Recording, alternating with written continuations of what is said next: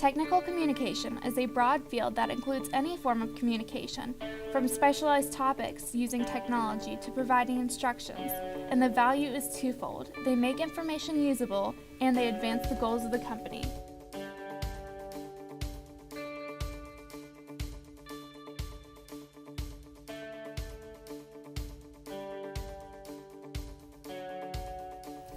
Technical writing is not a household term, but it's a very broad term we use. Technical writing somehow communicates how to do something, how to execute a process, how to put something together, how to fix something, how to understand how something works.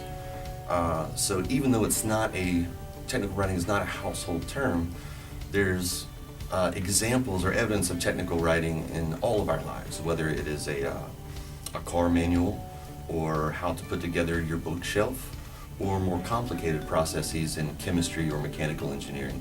It's a way of communicating very clearly how to do something, and often traditionally has involved, yes, written language and also diagrams that explain that.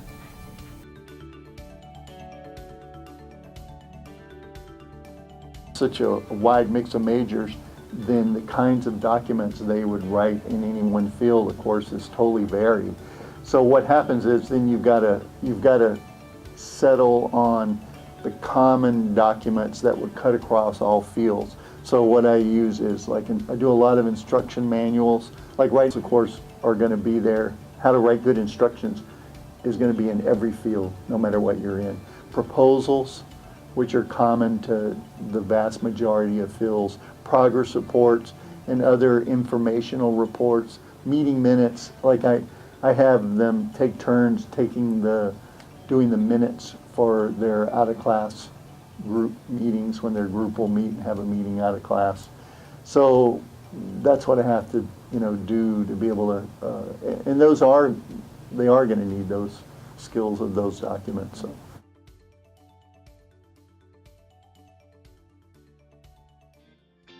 Now, for the first time in human history, we can create documents or media that moves, moving images.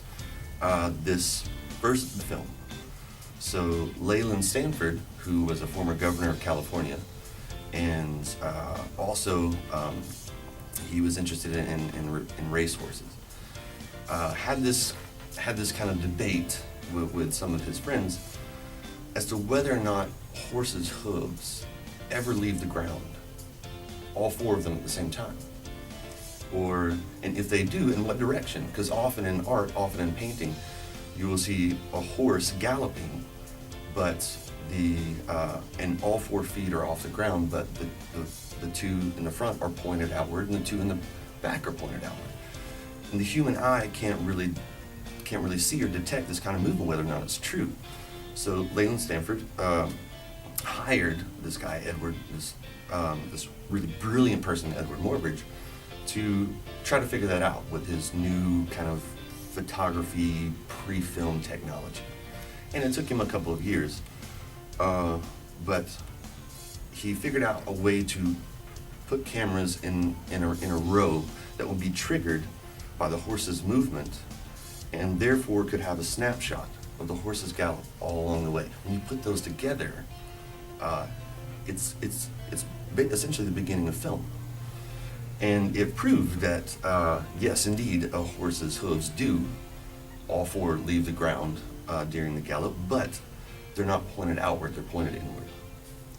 So in a sense, the beginning of film was really kind of, for Edward Muybridge, was kind of a scientific discovery or a scientific experiment, both technologically and to understand a horse's movement. Well, now that capability is in the hands of you and of me and of all of my students. If you have a camera or a smartphone or a computer, you can create film, you can create video. This is really important because you think about how much of our science, how much of what we're attempting to communicate moves. So I think technical writing has already gone in that direction of, okay, we're including movement. We can include movement in our documents or in our media. This video is the closest representation of reality that we have in a digital experience.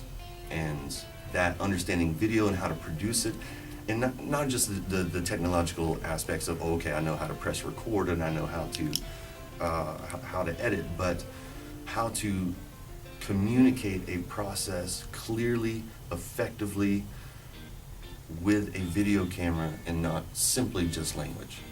In 2015, the annual salary for a technical writer was $70,240. The entry-level education needed is a bachelor's degree. The work experience is less than 5 years, and they provide on-the-job training.